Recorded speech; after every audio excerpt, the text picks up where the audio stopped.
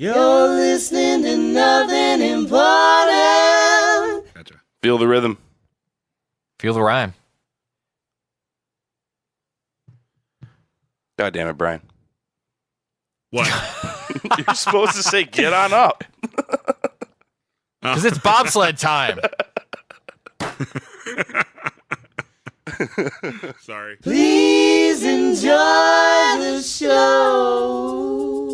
That's great. That works.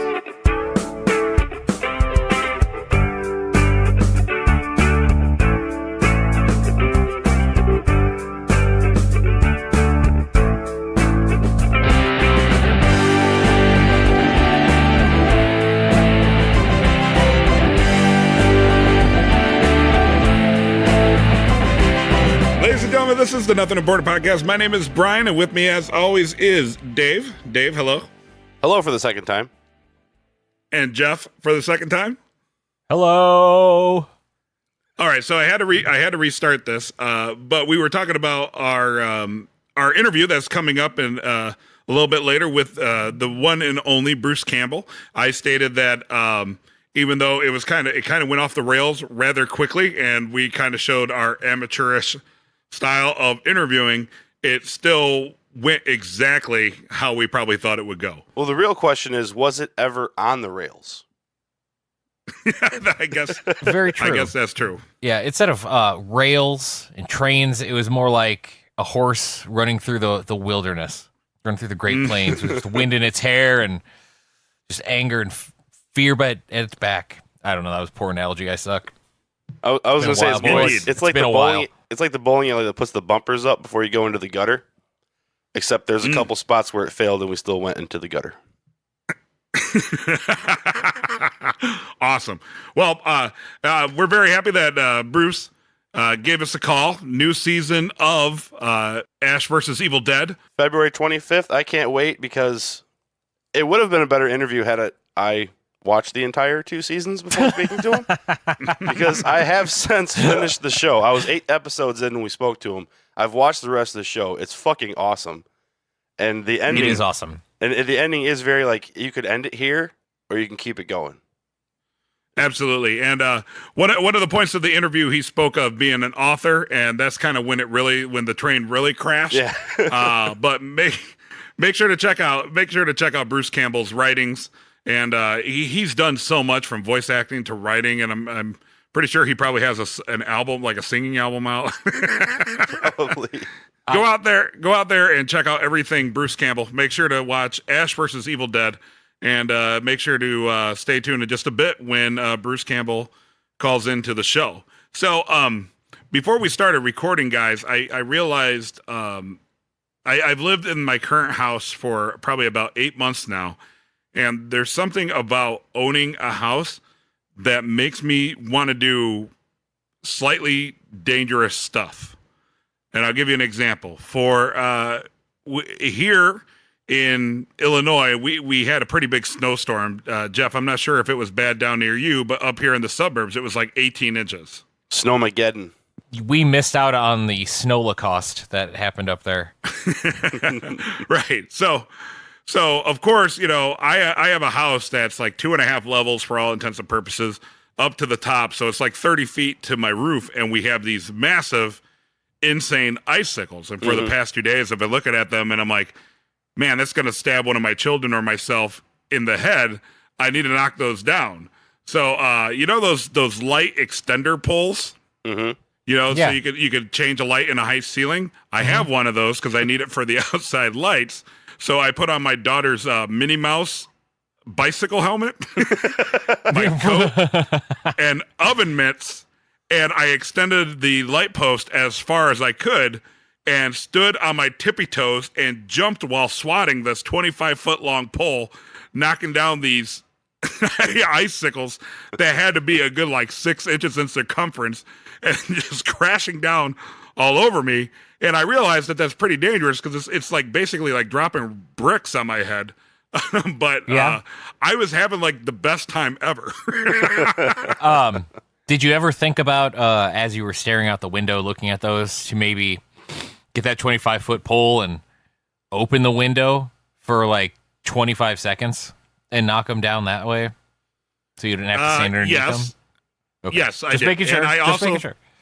I also thought about just going and buying at the sports resale shop a block away, buying just like a basketball and tossing it up there to knock them down. But Okay. Also, not a reasonable fix. That's what I'm saying. Like something about putting on my daughter's bicycle helmet and possibly hurting myself really bad made it completely worth it to me to do this. and that's probably not something I would do if I didn't own the house. So why didn't you just put on snowshoes and do it from the top of the roof like a normal guy? Yeah, because then rappel. I'd have to climb a ladder. And I'd get all sweaty. I'm sure you have a not if you- snowdrift high enough. Plus, I think in the back of my head too, we live in like an older subdivision that's starting to turn over, right? Like both of my neighbors are both widowers and they're both older gentlemen, and there's an older woman that lives 2 doors down, but sparsely in between those houses keep going to sale, either because people are moving out or moving on to the great beyond, and families are moving in. And I'm just imagining part of the humor for me was, one, it's an absolute ridiculous thing to do. But I think another part of the humor for it was that the old people that live across the street who probably aren't amused by me to begin with are now watching out the window as I'm doing this insanely dangerous and ridiculous endeavor. Well, very nice. Very nice, Bryan. Yeah, my entire goal is just to befuddle my neighbors. Just make them think like, what the fuck is that guy doing? I don't know. I was doing the same thing. I can understand because I was knocking icicles down myself this morning. And I have a 1-story house. I got to stand flat on my feet with a broom, and I just knocked them away from me, and I was not using head protection. So I was living on the edge, I guess. But there's something inherently fun about that. Right. And my There wife is. comes out. My wife comes out and opens the door, and I'm glad an icicle didn't hit her in the head, but she's like, what the hell are you doing? So I explained this to her, and all she did was look at me and just goes, you better not break a fucking window. And then went inside because I think she knew that it's like in a weird way, I was having like a really great time. and also she probably knew that she wasn't going to stop me from doing it. So Right. she just kind of accepted it, being my wife. And she's like, just don't break a fucking window. And that's what marriage is all about. Mm-hmm.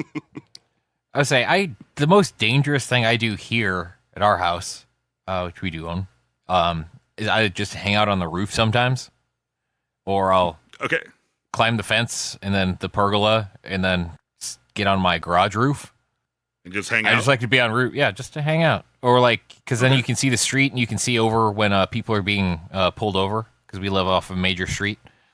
Uh-huh. So that's fun to just sit and watch the cops while I'm drinking a beer on the roof of my house. It's like I've done that many a time. Third rock from the sun. That's, hang out on the roof. Reflect on the day and the lessons that you may have learned this episode. Yes. Just on a side note, I feel that was a very like 80s and late 80s and early 90s television show trope. Hang out on the hanging roof? out on the hanging out on the roof. They did it in like Roseanne, Alf. They did it in Alf. Yeah. Hung out on the roof. Yeah. So only shows involving aliens then. Oh. Including Roseanne. Well, they did win the lottery and Dan Connor died. Well, she did play. But didn't die. She played Dick's wife in Third Rock from the Sun. So there you go. Oh. It all comes together. No, it's all the same universe. Right. 80s shitty sitcom universe, yeah. Yes. Also, I was talking earlier about like the older people across the street. I had an awesome argument at work today of how I know I'm old, because we were talking about Taco Bell and its many merits as a great culinary experience. Absolutely. And I mentioned that the greatest item from Taco Bell used to be the Mexican pizza. Yes. When they used to put the chives and the black olives on that. Yes. And nobody remembers that except for me. Yeah, I also loved the Mexican pizza, and because part of eating is also a visual experience, Right. and the slight green on top of it that were there from the green onions, really made it much more pleasurable.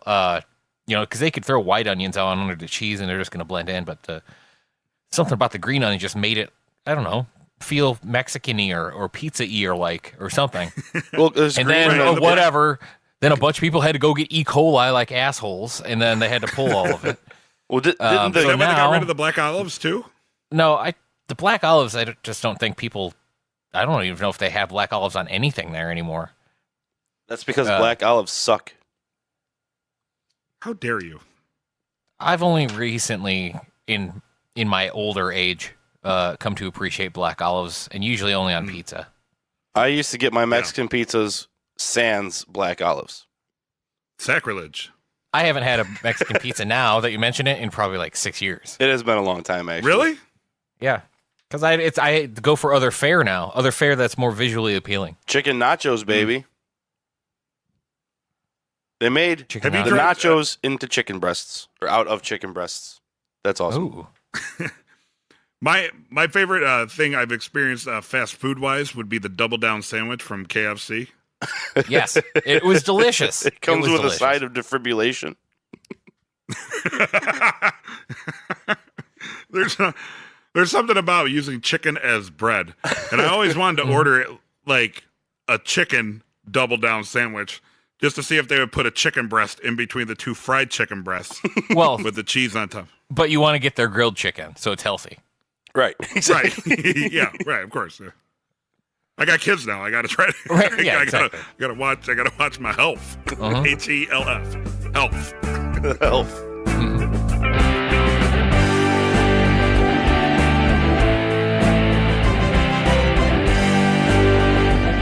Right. It's the Jay Leno effect. Right. It's like remember when George W. Bush was president and everything was all about like how dumb he was, but Jay Leno was still stuck on Monica Lewinsky jokes from Bill Clinton. Right. And all of our friends that would like make fun of George Bush, I'd be like, dude, like you're totally Jay Leno right now. Like you can't, like that's all you're stuck on. Including one of our friends who kind of went on to be like semi-famous, who was in a band. At one point had like 3 songs about how dumb George W. Bush was. And I remember sitting with him at a bar and I was like, you are fucking Jay Leno. I'm like, why do you have so many songs about George W. Bush? I'm like, Jay Leno has a ton of fucking jokes about Monica Lewinsky and Bill Clinton, and you have a ton of fucking songs about George W. Bush. I'm like, isn't that like yeah, like that horse is dead and beaten and turned into mush Right. by now. And kind of along that topic, didn't we discuss this on our last episode? Yeah, I kind of just zoned out there halfway through the middle of whatever you guys were talking about. Because I think we kind of had this yeah. exact same conversation last episode, even about Owen and the Jay Leno effect. I think we did. I think we did before we officially started recording. I can't remember now. I just but remember there's someone said something about denim shirts and steam cars and some other stuff like that. So Because I was talking That's about all I how Owen just- was in Twitter jail. He was in Twitter jail, yeah, which yeah, that's right. Twitter jail. So we Yeah. did do this. I remember. You know, here's another thing about Jay Leno is whenever anybody does an impression of Jay Leno, they usually talk with a really high, squeaky voice. Mhm. But then when you watch Jay Leno on TV, he doesn't really have that high of a squeaky voice. And so I think that impressions of him have become so like well accepted that he's one of those people. If like you would recognize an impression of him as him before you would recognize his actual voice. Like if you called somebody and you had somebody do an impression of Jay Leno, and then then Jay Leno say the same thing, and you ask somebody which one is actually Jay Leno, I think they would pick the higher voice impression as the real Jay Leno, as opposed to Jay Leno's actual voice. You know, I was just thinking about this as I again zoned out with whatever you were talking about.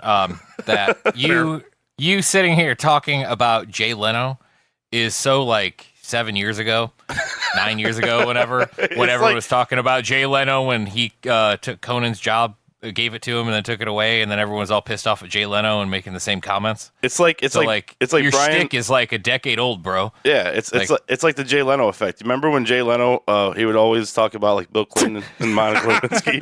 Right. Yeah. And look, and this is like the second time in 2 episodes that we've had to talk about it again. So I just wanted to point that out to all the viewers. Just because you guys aren't, you guys just aren't as passionate about Jay Leno as I am, I guess. Jay Leno's so hot right now. I'm cutting like half of this shit out. You're what? So I went to the Field Museum today. Oh, nice. Okay. You see Sue? Yeah, okay. They're moving Sue. They're relocating her. They actually took her head off while we were there. Really? Out of Yeah. malice? No, out of need to relocate one Oh. piece of bone at a time, Jeff. Oh, I thought But that the tail was already gone when we she arrived. messed up. I just She thought they were spilled- really pissed off at extinct animals. She spilled some milk or something. Well, it's not a real head she anyway. spoke of heresy against the queen. Yeah. Right, exactly. Yes, And had to to the take off her head. to the guillotine with her.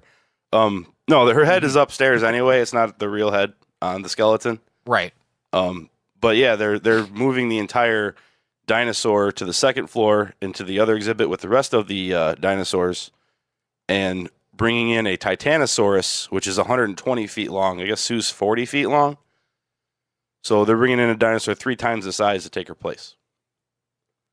Huh. That really excites me. I'm wearing my Jurassic Park t-shirt right now. I love dinosaurs. If you wear your Jurassic Park T-shirt to go see Sue at the Field Museum, is that the equivalent of wearing the band's T-shirt to Yes, the concert that's that why you're I going to didn't. see? That's why I didn't wear it to the Field Museum. I put it on when I got home, just like I would do when I saw a band. Dave walked in with a sign like on a poster board. It was like, Sue, it says Sue! Sue 316. Actually, my sign said stay tuned for the news at 9:00 is what my sign said. Nice. Sports Center at 9. Wow. We got to get back in the swing of this stuff. I know we're just knocking rust off. That's okay. Yeah. So the Olympics are happening. Who's watching that curling? Curling Actually- is fucking awesome. Actually, I spent all day yesterday watching curling, and the lady does not like it or understand it, so I had to lovingly spend 4 hours explaining it to her so she could understand what's happening. It's weird that your woman wouldn't understand it because there's a lot of sweeping involved with it. I know, right? What more do you gotta do? I mean, her first questions were about the shoes, so I get that. I mean, that's right where her Right. mind went. It has shoes and sweeping. The only way to make it more relatable to women is if you put like a sink and a laundry machine right in there. Exactly. Or if you heated up the rocks to cook food on. Right. That's cool to make jokes like that still, right? Then you would, Right, yeah, but exactly. then you would melt That's- the ice if the rocks were hot. Now you got to Right, keep right, the right. ice has to be 23 degrees, bro. 23 degrees. I have not watched one moment of the Olympics. Not gonna lie, not interested. Been reading a lot about the Korea's teaming up though. That's good for the Yeah. world. The thing about the Winter Olympics is that it's pretty much the rich people games. Like Well, all yeah, the because you have sports to pay to in cool the everything Winter off. Olympics are what? Well, because everything's based around cold. So if you don't live in a climate that's cold all the time, then it costs money to do those things. It's not like soccer; you just need a ball. Right. Right. Correct. Yeah.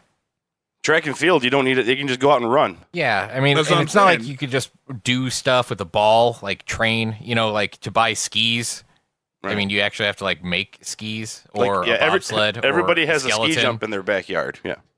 Or my luge track that's back in my Right. backyard. I mean, I'm glad it finally snowed the other day, so I could, pack that down. So yes, fair enough. That's it's not your track and field, but I mean, biathlon is what skiing and guns.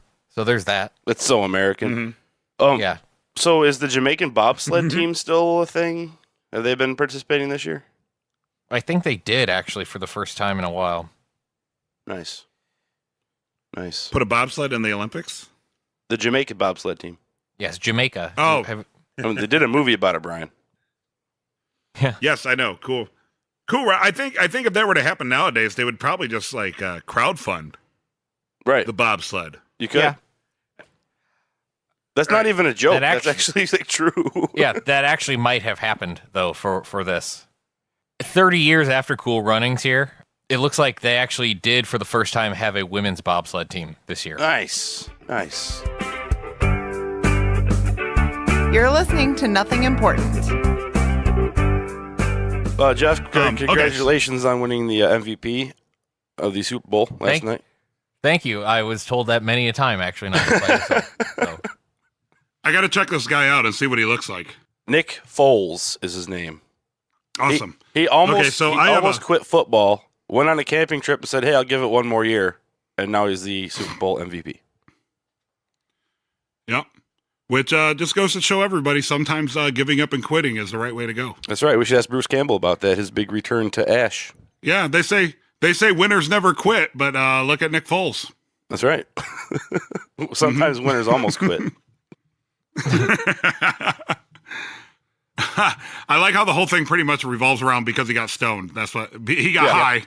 Exactly. And ruined everything. Just trying to impress Chip. Well, There's a lesson there. There's a lesson there. Isn't the desire to impress a woman the reason for like every huge disaster ever? Pretty much it. Yep.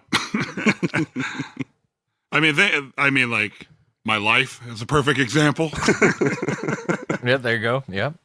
It's the only disaster I can think of. Yeah, but you don't do your life to impress women. I don't do my what? You don't do your life to impress women. That's true. It's very classic Bruce Campbell, or very classic Evil Dad, I guess is a better way to say it. The trailer must be 2 acres long because it takes forever for a 5-foot long axe to fly across, like presumably a 20-foot long trailer.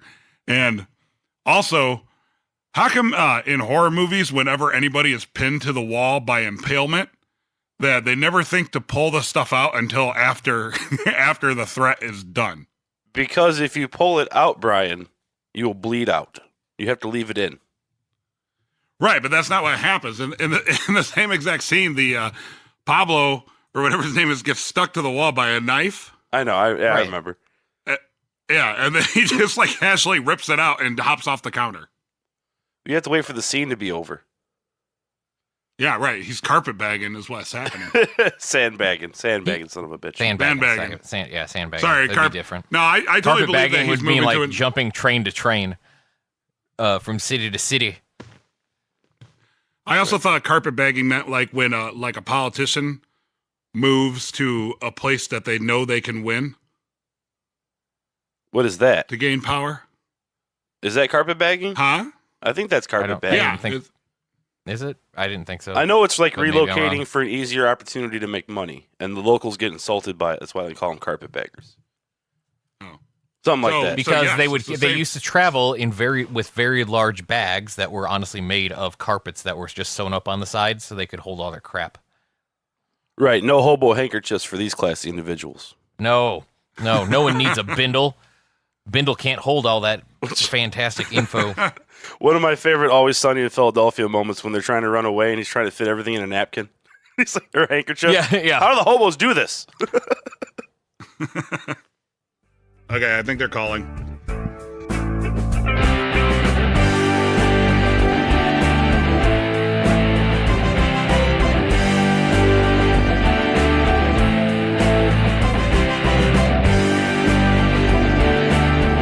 Dave and Jeff, Bruce Campbell is on the Someone Important hotline. Hey, Bruce. Hello. Can you hear me? Hello. Loud and Yes, clear. sir. Yes, sir, we can. Absolutely. Broadcasting. Well, something like that. We're podcasting, so we're pretending we're broadcasters. Perfect. I guess we kind of pretend we're podcasters too. Yeah. Well, That's fair. I'm an actor, so I guess we're all pretending. Exactly. Well, Bruce, absolute honor to have you on the show. We're all big fans, have been for years, and super excited about season 3 of Ash versus Evil Dead. What has it been like for you to kind of like revive the character of Ash Williams and bring it towards a series as opposed to the 3 movies made such a long time ago? Good. I can fix them now. I can be like George Lucas and go back and fix Ash because, last time I played him was over 25 years ago. Mhm. I can bring several decades of experience now to the first character I ever played. Who wouldn't want to do that? Yeah. Right. So it's kind of nice now to round him out, figure out how he would really talk, put him in situations that we haven't seen before, get him outside of his comfort zone, give him a daughter, send him on a mission, have some surrounded with sidekicks and other badass types, and get Lucy Lawless if you can. It's the whole the whole schmeal. It was just a good. It worked out okay. And the fans have been very supportive. Mhm. Although, if you don't click on the subscription bar, then we get canceled like everybody else. Yeah, we can't let that happen. Well, it's No, one thing absolutely to not. say you're a loyal fan. The loyal fans join STARZ. That's really, there's no other Absolutely. way. Someone always says, how can I prove to you my love? I'm like, get STARZ. Mm-hmm. So you work with Lucy Lawless again in this this is awesome, and I don't know if you've gotten this question before, but I'm going to ask it. Is it weird to work with Lucy without the Atilicus mustache and flavor saver that you had when you were on Xena Warrior Princess? No, it's always good to work with Lucy. Okay. There's no bad working with Lucy. Okay. It's just it'd be nice to have a mustache, but Yeah. half the time it was fake because I was always coming off of different jobs. So if I had time to grow it, I could grow it. If I didn't, I'd slap a dead raccoon up there. So it worked out fine. I was just glad to work with Lucy again because she's awesome. When we knew we were going to shoot in Auckland, I told my partner, Mr. Rob Tappert, who's married to Lucy, I said, "Hey, Rob, at dinner tonight, can you say to Lucy, hey, pass the peas and be in our show?" So that had to happen. Very nice. Very nice. Speaking of mustaches, maybe that's one of the things you can go back in time and fix for Ash. Because I didn't think about it, but I think Ash could definitely rock a very masculine and intimidating mustache. He could, but you're living in the past, sir. Oh. Well played. Well played. Or, well, you could go in and add one, just like Superman took one away. Mhm. Yeah, there you Maybe go. I'll take Henry Cavill's mustache that they matted out, and maybe they can mat that one on Ash's face. It's got to digitally be sitting in a box somewhere, right? They just don't throw that stuff away. Box in a digital warehouse. Exactly. Exactly. Good, So, Bryan. moving into season 3, where do you see Ash going compared to the first 2 seasons? Like, what do you think I see him getting all the way to season 5. That's what I see. Envision Ash for. No, mythology is going to get a bigger role this year. It's time to wrap some stuff up, tie up some loose ends story-wise. So we're going to do that. And in order to do that, we have to have a few hey lady moments.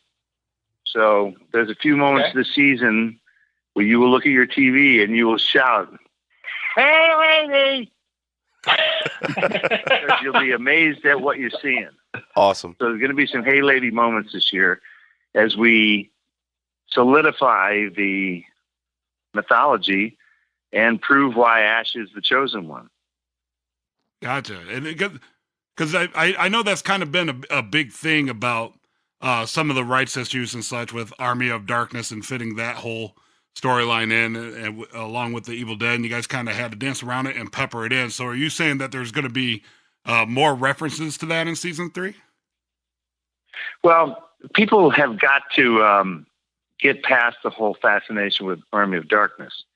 That story already took place. That's done. Mm-hmm. Right. So when you get a show like this going again, you look back and rights-wise, you see whose partners would be who with who if you included these characters or storylines.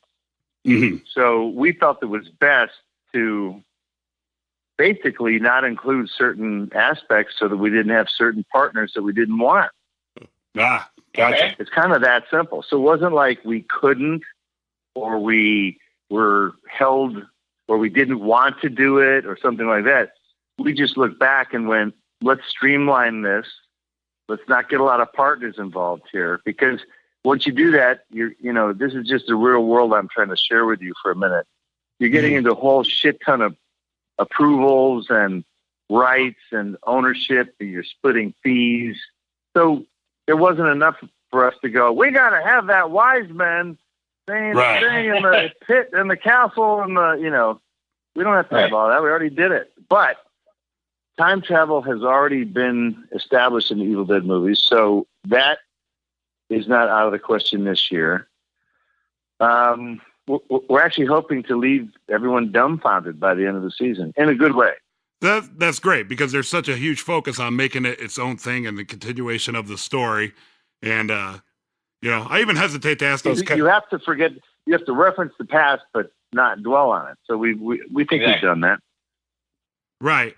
We have a really popular Better Call Saul podcast, and it's interesting to hear you say that, because with them it's the opposite way, because Better Call Saul comes before Breaking Bad, and they're still trying to, they still feel as if they still have to try to find a way to make the show that came before their own. Where Evil Dead, it's so beloved, people are trying to find a way to make the new one that's also established itself as his own, such an important part of the past, and it's great to hear that there's such a large focus on moving forward and just telling the story from like now on, as opposed to like influenced by what was before. Yeah, I mean, you can only do that shit for so long. You got to eventually just move on and wrap stuff up. So at the end of this season, worlds are going to collide and things are going to fall by the wayside, and things will never be the same again after the end of the season. Outside of Evil Dead, what has been your favorite character to play over your career? Because you've had so many roles and done so many different things that I think the three of us on this end of the microphone kind of have our own. For me, I know it sounds funny, but From you, the pundit, what do the pundits say? Well, I'm not gonna lie. I talk about this with the guys, but I loved you as the mayor in Cloudy with a Chance of Meatballs. Yeah. Well, whatever you like, man. I'm not faulting you for what you like. It was an amazing performance. What's that? It was phenomenal. Okay, what else you got? Dave, I am partial to your turn as Elvis in Bubba Hotep. Yeah, very good choice. Found that totally worthy. Yeah, fascinating movie. Very worthy choice. Wouldn't argue with you there. What else? Anybody else? If I had to, this is Jeff. If I had to pick from a non-Evil Dead source, I would say ring announcer from the first Sam Raimi Spider-Man. Well, I would go with the trilogy because within the first three movies, I named Spider-Man. I defeated him as the snooty usher, and I teamed up with him in part 3. Absolutely, that's true. So I mean, it was a deeper than what you're proposing. It was a very large story arc for. Well, you've never had a small character, but a very large story arc nonetheless. Story influences really. It's about influencing. Mm-hmm. If I wasn't in the Spider-Man series, it would be called The Human Spider. That's true. Do you guys realize that? Like, I don't like to toot my own horn, but root toot toot. My favorite role, other than Ash, would be author. Okay. What are curved there, didn't I? Yes, he did. Well, I just published my third book this summer. I went on a 35-city tour for my Further Chins tour. So yes, the role of author is what I enjoy. I'm an idiot. I thought you had a character. The way I heard that is that you played a character named Arthur. Yeah. Very nice, Brian. Very nice. This could be a new segment called Bryan Embarrasses Himself in Front of Bruce Campbell. I was asked by a fan, Bruce, what is your favorite line of dialogue in the show Ash versus Evil Dead? What's the favorite thing you said? Mine is Evil can eat my butt. Eat my butt? That's a pretty good one. Yeah, we got some good ones coming in season 3. There's some zingy dingies. Ooh. And I'll let the pundits sort through. The historians can sort through when we're off the air. Okay. And they can find the top 10 quotes. Okay. Absolutely. And then 3 years down the road, maybe we could touch base again and we could tell you what our favorite quotes are. And if you guys are still around, yeah. I don't know. The dozen or so people that listen to us might give up by then. Yeah, you guys might be done. This might be your last podcast. Bruce, let me be the first to say that we have had much worse interviews than this. And we still continue again. Well, okay. I'm glad to hear that. Yeah. Glad to hear Mickey Rourke was worse. Yeah. Kidding. Well, Bruce, I totally appreciate you coming on Nothing Important. It's been nothing but an honor, and I hope we didn't embarrass ourselves too bad, and we'll do our best to make sure that everybody tunes into season 3 of Ash versus Evil Dead. Appreciate that very much, and I will convince everyone to listen to your podcast for at least 1 or 2 minutes. That's perfect. That works. We'll take it. It's a deal. All right, Bruce Campbell, thanks, thank you Bruce. so much. Thank you. Later.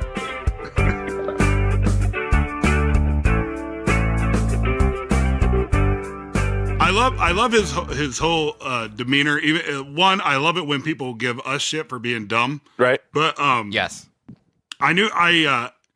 Whenever we do these things, I talk to people about this often. It's kind of weird when you hear how you think that their demeanor is going to be, and when you actually get to chat with them, right? Like Andrew WK was one where I think we all expected something different, and then when he got on, he was so sincere and insightful, even though he was talking about partying your ass off, right? Right. I remember right before when we talked to Ed Begley Jr., I wasn't really sure how his demeanor on the phone was going to be, but I loved it because the first thing, the way he first spoke, he's like, "All right, Bryan, let's do this." Like it was just like. So when I got the call that Bruce was on the phone, I knew that it was going to be a lot of fun because he answered the phone. He's like, "Hey, this is Bruce," and I'm like, "Hey, Bruce, this is Bryan. Thanks for calling into Nothing Important." And he's just like, "Okie dokie." you can't go wrong with somebody who, as you're trying to express like some sort of gratitude and appreciation, just responds with "okie dokie." Yep.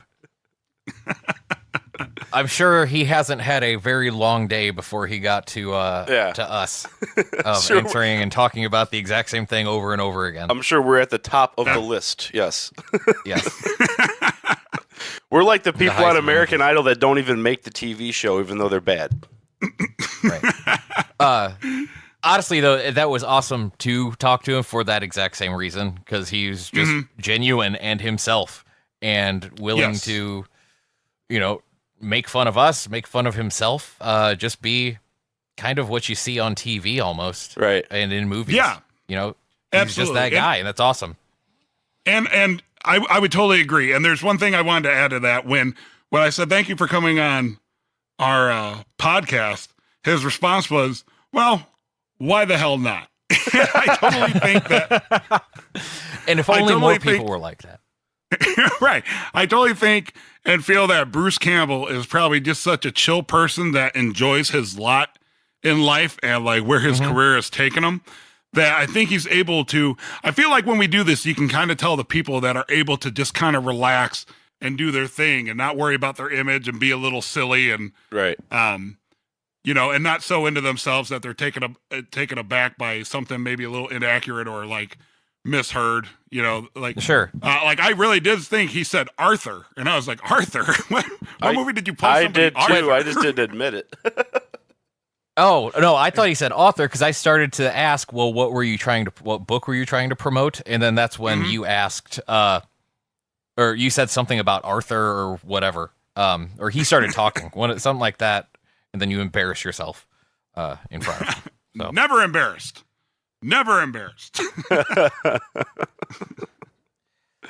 I like you guys may not be around in 5 years. I want to be like, buddy, we're in season 4. We're a season ahead of you.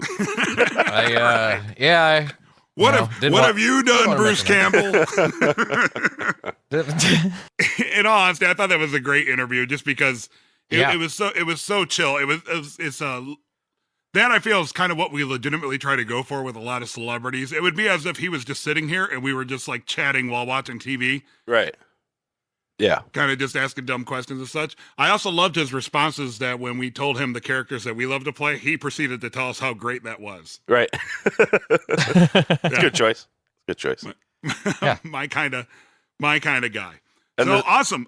Bruce Campbell on the Nothing Important podcast. Be sure to follow Nothing Important online at nothingimportantpodcast.com. Find us on iTunes, on Twitter at NotImportantPC, and you can also find us on Facebook. Nothing Important is recorded with help from Third City Sound in Joliet, Illinois. Thanks for being awesome.